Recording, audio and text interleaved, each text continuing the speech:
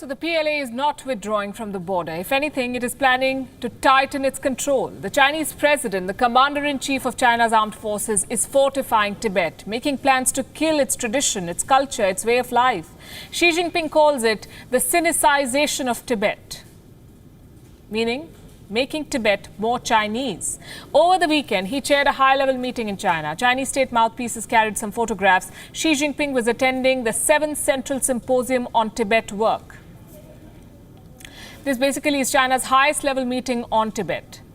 And the Chinese president had two clear goals for the attendees.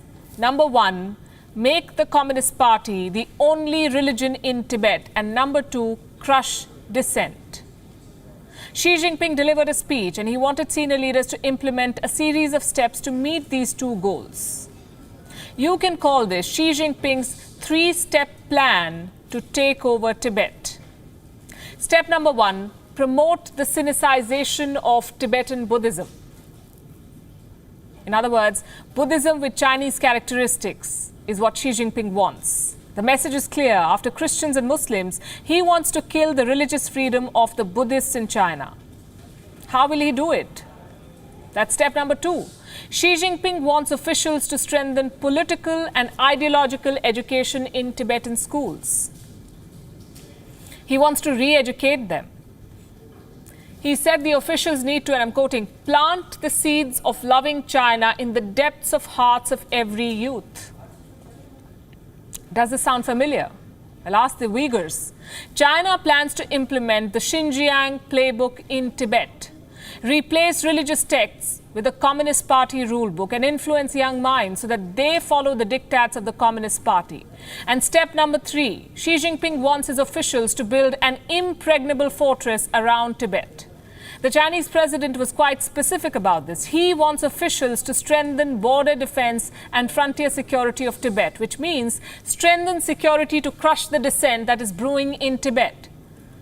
Xi Jinping added that it is necessary to educate Tibetans to strengthen the struggle against separatism. That statement gives it away. That's what all of this is about. The Chinese president is worried about the dissent that is brewing in Tibet. And in the garb of building a new socialist modern Tibet, he basically wants to make sure that all calls for independence are crushed. Because a united voice for freedom will be a serious challenge for Beijing to tackle. Consider this one statement from Xi Jinping, and I'm quoting again. We must adhere to the strategic thinking that governing the country must govern the borders and stabilize Tibet before governing.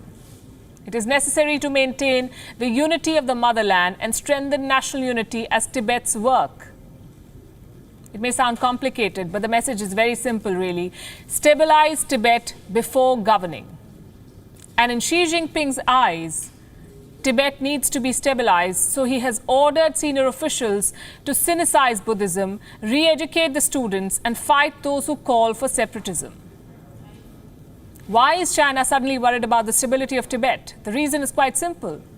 This is about the Dalai Lama. China wants to install its own choice as the next Dalai Lama, but it faces opposition from young Tibetans. They say Beijing has no right to choose the next leader. There is no clear successor. And given the Dalai Lama's age and health, Beijing perhaps anticipates an upheaval in the near future. So Xi Jinping wants to impose his will on Tibetans. He's deploying the same tactics, the ones that he used against the Muslims in Xinjiang. China has turned to cultural genocide to seize control in Tibet.